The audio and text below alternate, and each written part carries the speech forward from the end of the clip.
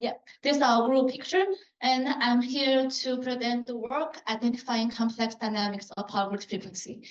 And thanks for the co-authors, Ulrich, Leon, Shiden, Veit, and Benjamin.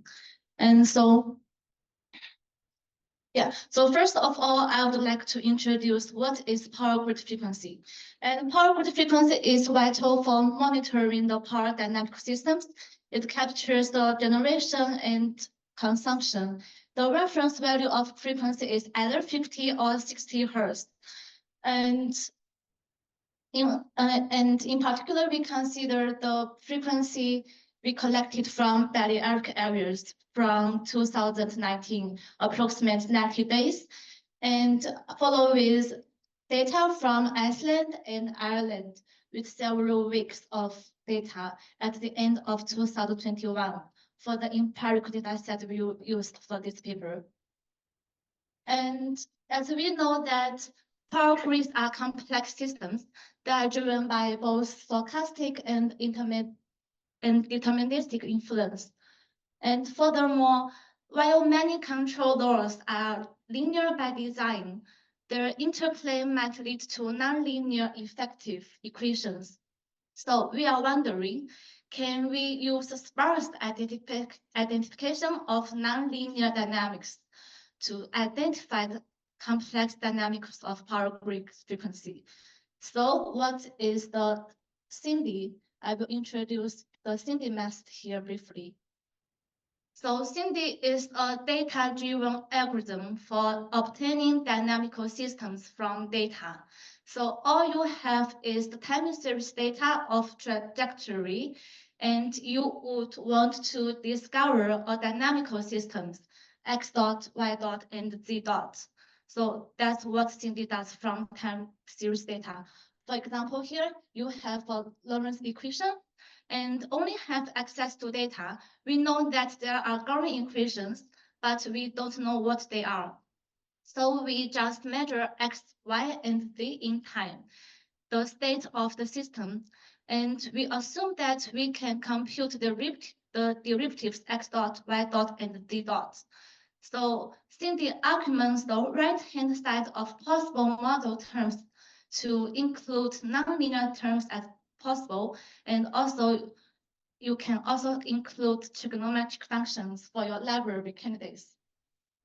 So now the entire objective of SINDI algorithm is to try to find fewest terms in this library candidates dynamics that describe your x dot, y dot, z dot. For example here, we can see SINDI did a good job because we get the correct parameters for this equation, and SINDI is trying to get the sparsity. And what we do in our work is we use 3 different synthetic data sets based on the data-driven model we show. And this model is used for theta dot is omega, and omega dot is function of omega and theta, where theta is Planck angle and omega is angular velocity, and delta p is power mismatch. And for the optimization algorithm in the SINDI part, we use the L2 norm, and we set lambda equal to 0.05.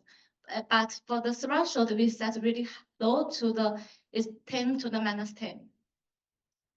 And the schematic of the process for discovering the dynamics of power grid frequencies is data collection is followed by applying Gaussian filtering. And SINDI algorithm primarily focus on the deterministic part only, and it's sensitive to noise.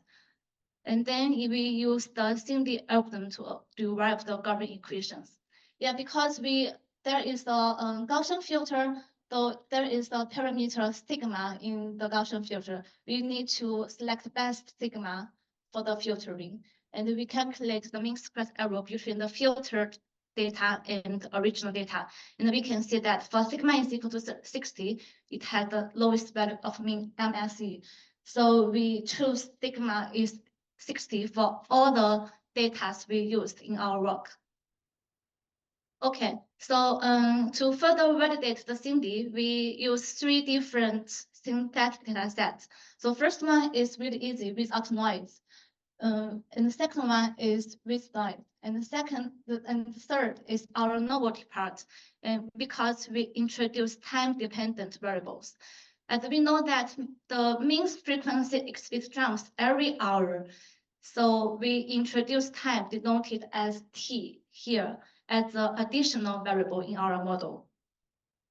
If we look at the results from Cindy for the noise-free model, we can see that for theta dot equation, we can get values for omega approximate to 1, which is good.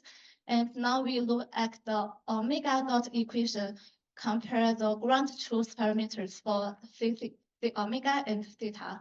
We also can get such good values. And now the Cindy also works for the model with noise and with time included, but we don't show more details here. And now we go to the performance of Cindy or empirical data sets. So for the empirical data sets, we divide our data set into 1 hour intervals, and we calculate the mean of the coefficients. So that's the plot for d omega over dt, because for the theta over dt, we can always get the omega term quite easily. But for omega dot equation, we can see from the last example is quite messy. So we more focus on the omega over dt equation. And now if we look at the coefficients for theta and omega, the range for theta is from 10 to the minus 4 to 10 to the minus 5. And for omega coefficients from 10 to the minus 2 to 10 to the minus 3.